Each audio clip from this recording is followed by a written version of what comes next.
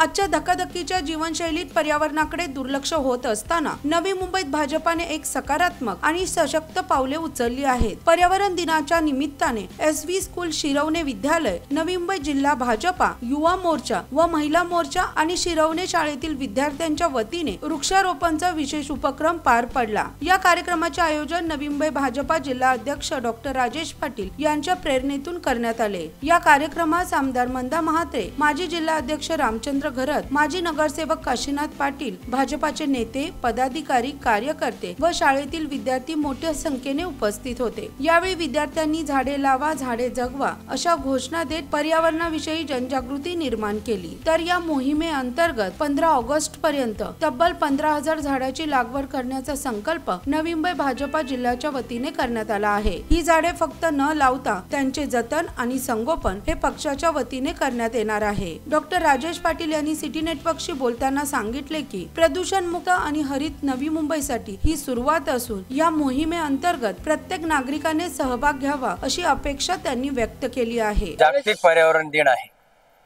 आणि जागतिक पर्यावरण दिनाच्या निमित्तानं आम्ही देखील या ठिकाणी नवी मुंबई भारतीय जनता पार्टी जिल्ह्याच्या वतीनं इथं वृक्षारोपणाचा आज कार्यक्रम ठेवलेला आहे। माननीय मुख्यमंत्री महोदयांनी देखील त्या ठिकाणी संकल्पना एक तयार केलेली आहे, संकल्प तयार केलेला आहे की साधारण 1.5 कोटी वृक्ष लागवड झाली पाहिजे। आणि त्याच अनुषंगानं आज पर्यावरण दिन आहे। आज आम्ही प्रातिनिधिक स्वरूपामध्ये वृक्षारोपणाची सुरुवात करतोय, परंतु नवी मुंबई जिल्ह्याच्या वतीनं, महिला मोर्चाच्या वतीनं आमचे वेगवेगळे प्रकोष्ठ आहेत, युवा मोर्चा आहे, सगळ्यांच्या माध्यमातून आम्ही 5-5 हजाराचं लक्ष त्यांना दिलेलं आहे। किती त्या ठिकाणी वृक्ष लागवड होते, किती आपण रुजवू शकतो, ह्या दृष्टिकोनातून आमचे हे प्रयत्न असणार आहेत।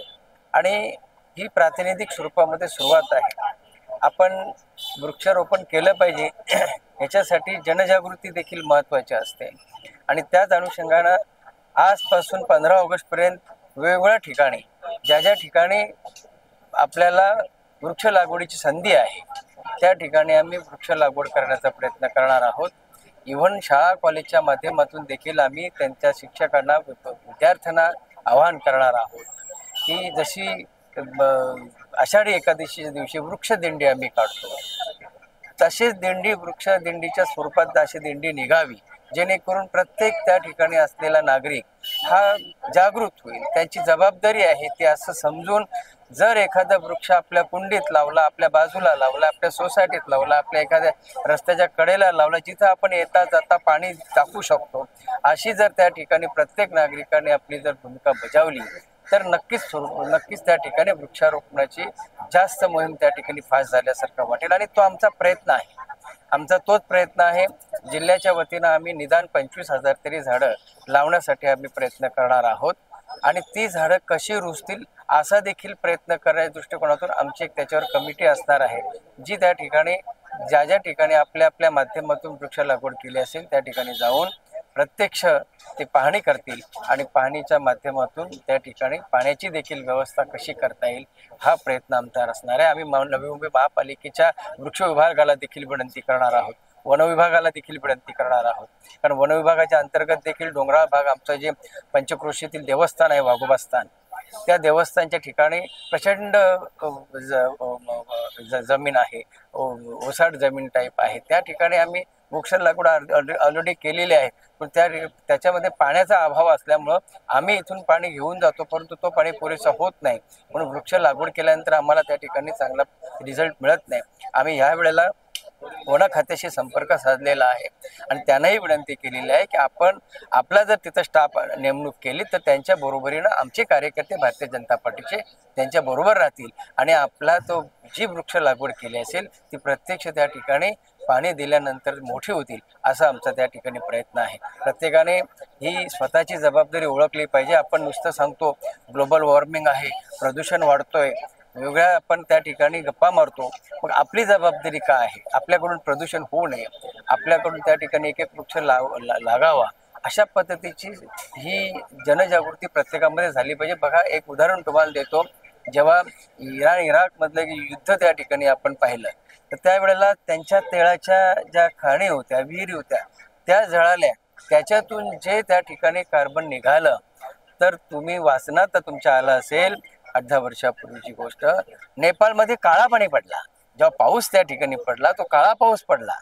लक्षात घ्या, त्याची कुठे ते देश, कुठे या ठिकाणी आपला नेपाळ आणि कुठे त्या ठिकाणी पडलेला पाऊस हा काळा येतो. म्हणजे प्रदूषणाची तीव्रता कशी असू शकते त्याचे उदाहरण आहे. प्रदूषण इथं ऑब्झर्व करण्याची क्षमता राहिलेली नाही, म्हणून झाडं लावली पाहिजेत. चांगल्या ऑक्सिजनसाठी आपण झाडं लावली पाहिजेत, चांगल्या आरोग्यासाठी आपण झाडं लावली पाहिजेत, येणाऱ्या पिढीसाठी ह्या गोष्टी सगळ्या झाल्या पाहिजेत, असा आमचा प्रयत्न आहे. म्हणून वृक्षारोपण मोठ्या प्रमाणात साजरा करण्याचा आमचा प्रयत्न आहे.